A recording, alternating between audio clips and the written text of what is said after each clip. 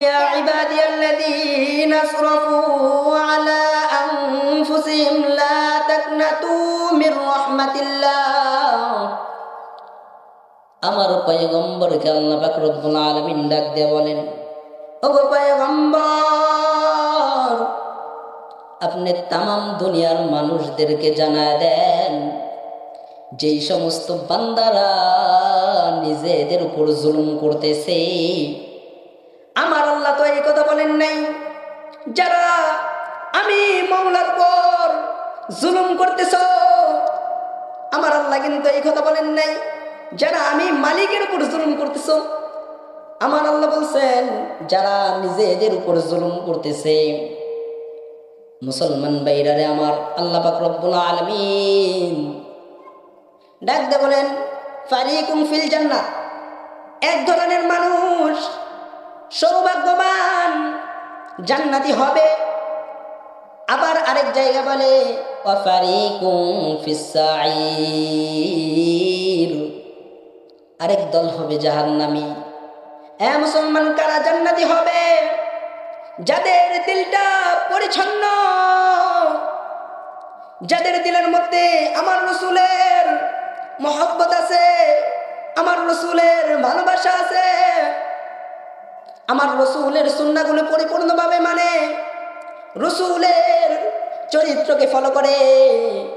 রাসূলের চরিত্র কেমন ছিল, রাসূলের আখলাককে ফলো করে, তারা হবে জান্নাতি মানুষ। আর জাহান্নামী কারা হবে? যাদের দিলটা অপরিচ্ছন্ন,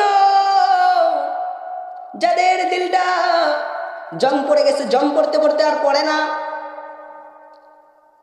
ও মুসলমান, একটা ময়লা আবর্জনার ভিতরে যদি লোহার একটা জিনিস ফালানো হয়, লোহার টুকরা যদি ফালানো হয়,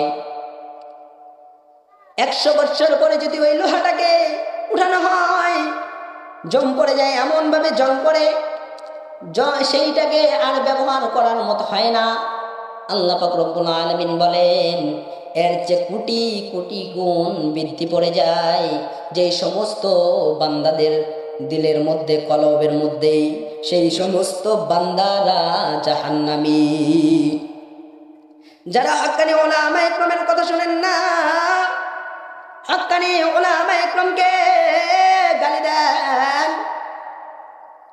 ও মুসলমান, হক্কানি উলামায়ে ইকরামদের কথা শুনে যারা নাক ছিটকান, চুলকানি হয়, অ্যালার্জি হয় যাদের শরীরে, হক্কানি উলামায়ে ইকরামদের কথা শুনলে, তারা হবে জাহান্নামী। কেন তারা জাহান্নামী?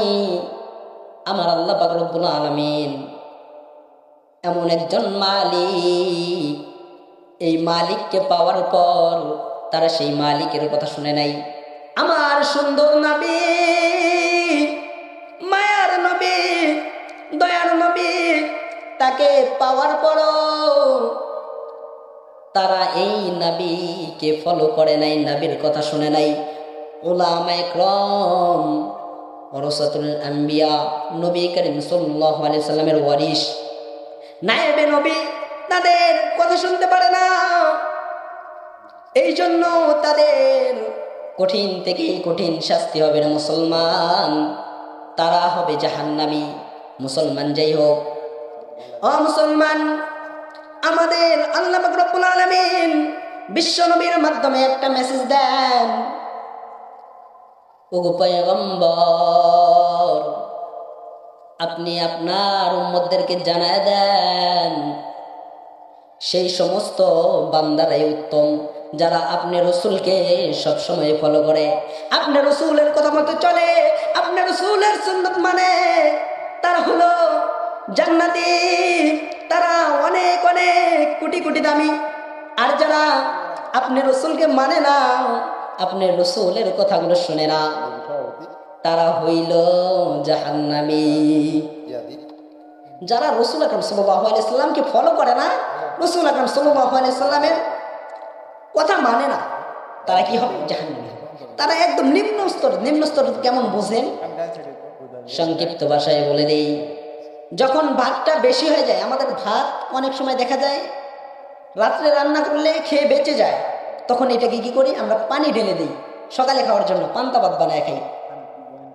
মুসলমান ভাইরা আমার, তো আল্লাহ রাব্বুল কারীম বলেন এই যে পান্তা ভাত এটা তো খাওয়া যায় পেঁয়াজ আর মরিচ দিয়ে। আর এই যে বিরিয়ানি যেটাকে বলে কাচ্চি, এই কাচ্চিটা যখন নষ্ট হয়ে গন্ধ হয়ে যায়, এটা কি পানি দিয়ে খাওয়া যায় ভাই? কথা বলেন কথা বলেন, খাওয়া যায়নি? কথা বলে না, কথা না বললে ভালো লাগে রে ভাই, আগে বলবেন সে কথা বলেন।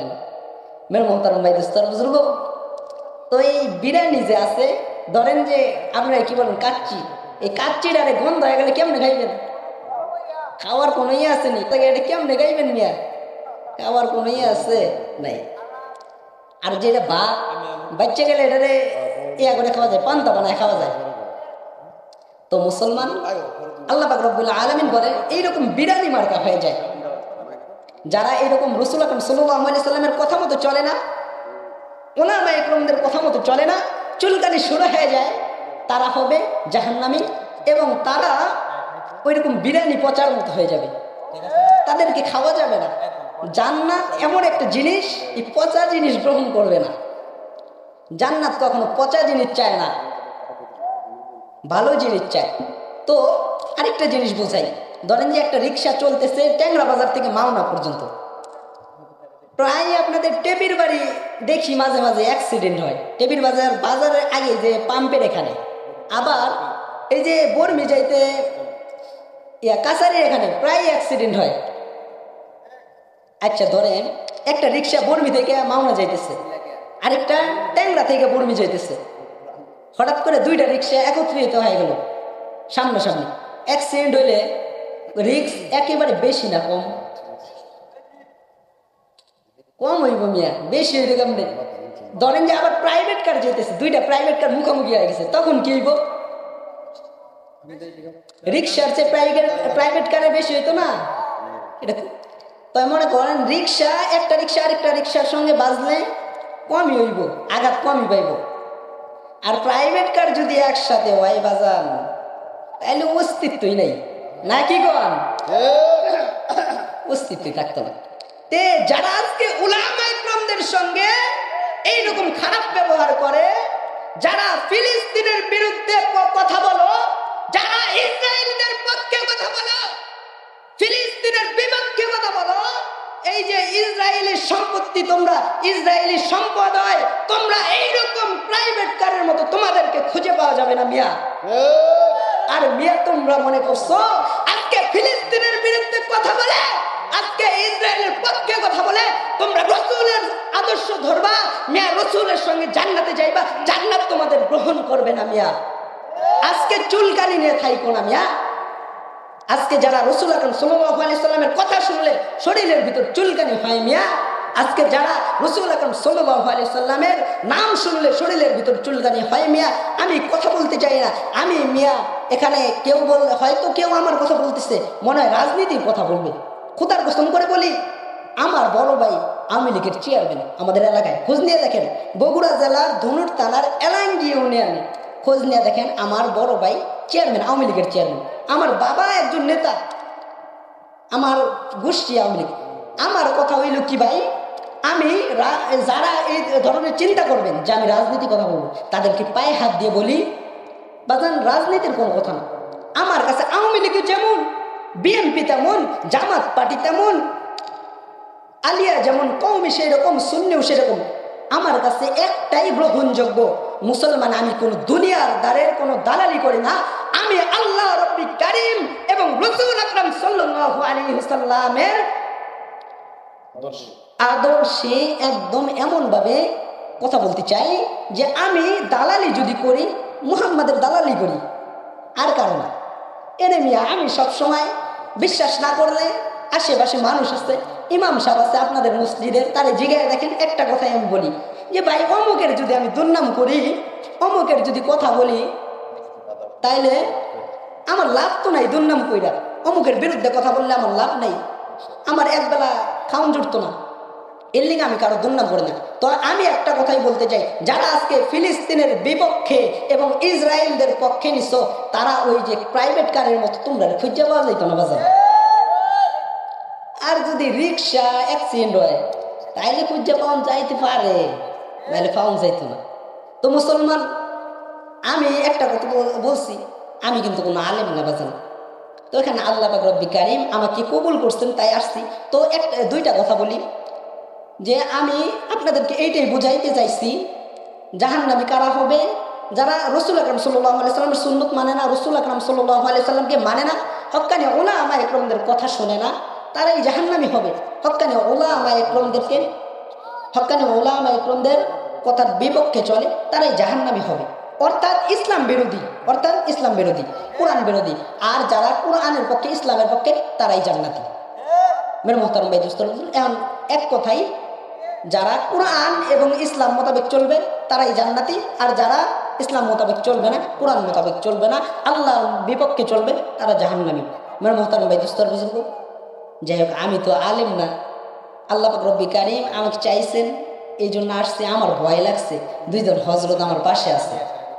তো মেরে মোহতারম ভাই দোস্ত বুজুর্গ, আমি তো আলেম না, এই জন্য যা কিছু বললাম, সর্বপ্রথম আমাকে আল্লাহ রব্বি কারিম আমল করার তৌফিক দান করুন, তারপর আপনাদের সকলে বলে আল্লাহুম্মা আমিন। আরেকটা কথা, আমার আব্বাজান 2 বার স্ট্রোক করছে। গত শনিবারে কিডনিতে পাথর হয়েছিল, পরে অপারেশন করা হয়েছে গত শনিবারে।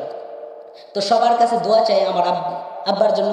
আরেকটা জিনিস আমার জন্য দোয়া চাই, সেটা হলো আল্লাহ তাআলাকে আমি সবসময় বলি, আল্লাহ আমাকে যদি আলেম হওয়ার না তৌফিক দান করো, কিন্তু তোমার দুস্তর উম্মতদের খেদমত করার তৌফিক দান করো, সারা জীবন আমাকে ইসলামের পথে কাটায় নিও। সকলে বলুন আমিন।